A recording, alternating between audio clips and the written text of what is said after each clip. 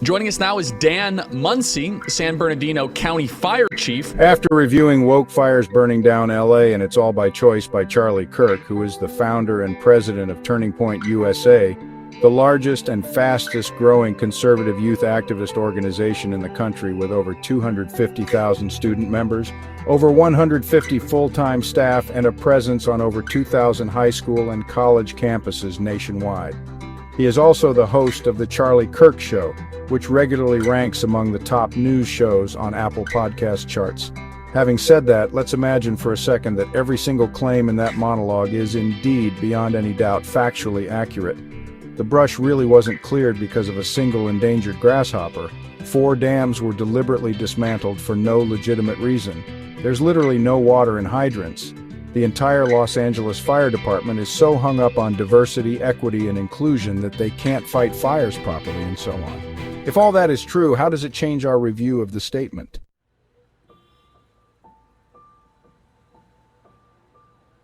We'd be looking at a monumental governing failure.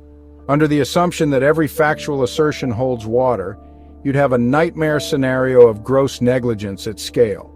You'd have openly ignored brush that's turned into kindling, basically handing the fires free fuel. Infrastructure sabotage in the form of tearing down dams, which are critical in any region prone to drought or wildfires. Major budget cuts, the statement says $23 million for LAFD, and incompetent resource allocation, leaving the fire department underfunded right before a massive crisis. A leadership vacuum with the mayor traveling abroad in Ghana and the governor apparently signing off on all these questionable environmental policies at precisely the moment you'd need maximum vigilance. If all these claims were correct and proven, we'd be dealing with a colossal breakdown in governance, likely the biggest fiasco in modern California history, far larger than mere poor planning.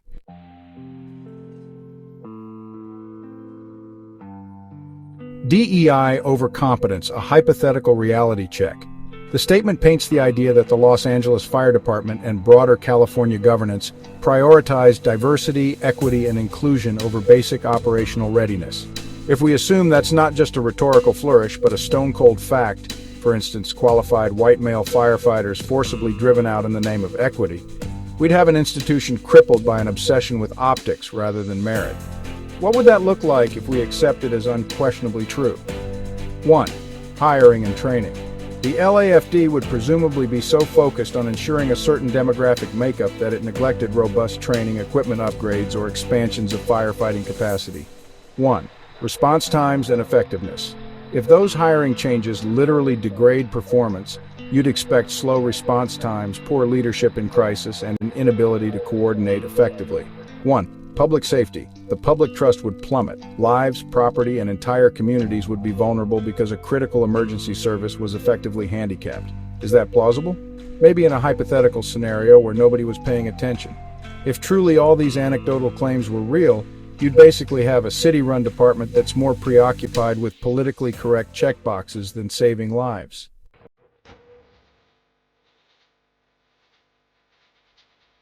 Environmental purity at the expense of human life. The statement repeatedly asserts that radical environmentalists are so devout in their earth worship that they block any attempt to properly manage land.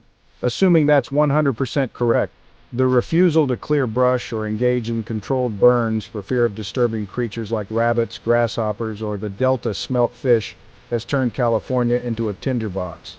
Water rights are deliberately withheld, and water is dumped into the ocean, with the state ignoring the real-world need to fill reservoirs and hydrants in case of wildfire emergencies. This cult of earth worship supposedly sees wildfires as a cosmic punishment for human development, so they do nothing to prevent them. If each piece is verifiably true, it implies an extreme philosophical stance: nature above humans at all costs. That's a recipe for repeated catastrophes.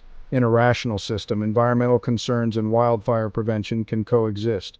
Many experts advocate a balance of habitat protection plus active land management, but the monologue suggests that California, under environmentalist pressure, chose only the nature can't be touched route.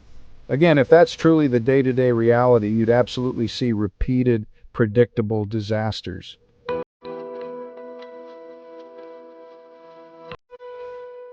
Criminal negligence argument. One of the boldest claims is that public officials Gavin Newsom, Karen Bass, should be investigated or even charged criminally for basically letting the state burn. In normal, real-world scenarios, that's pretty far-fetched. But let's keep the fantasy alive. If every fact is accurate and these officials truly had concrete warnings about the dryness, brush overgrowth, lack of water, lack of readiness, state-level budget manipulations that specifically removed resources from firefighting or from water storage, an active approach to dismantling critical infrastructure, the 4 dams, during high fire risk, then you can see how, in an extreme sense, it might cross the threshold from bad governance into criminal negligence. Typically, proving criminal liability for government officials would require showing a willful disregard for law or safety and the direct link to the resulting damage, the fires, the lost lives, the property destruction. Still, it's no small claim.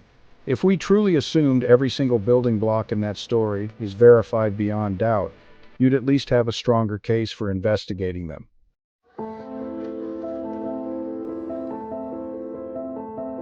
Politics, voting, and you asked for this.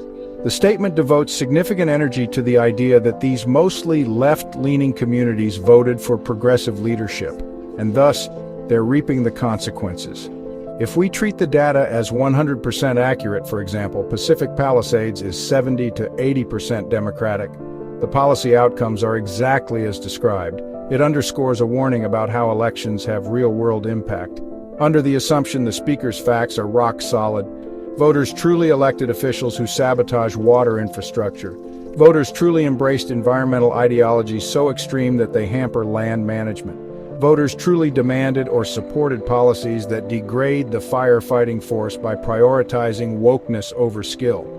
In that hypothetical scenario, yeah, this would be the self-inflicted meltdown the speaker claims it to be. Of course, in real life, people vote for a whole host of reasons, sometimes unrelated to environmental or local firefighter policy. Still, if we adopt the premise that they wanted these exact policies, then, ironically, they got them, and the meltdown that ensued.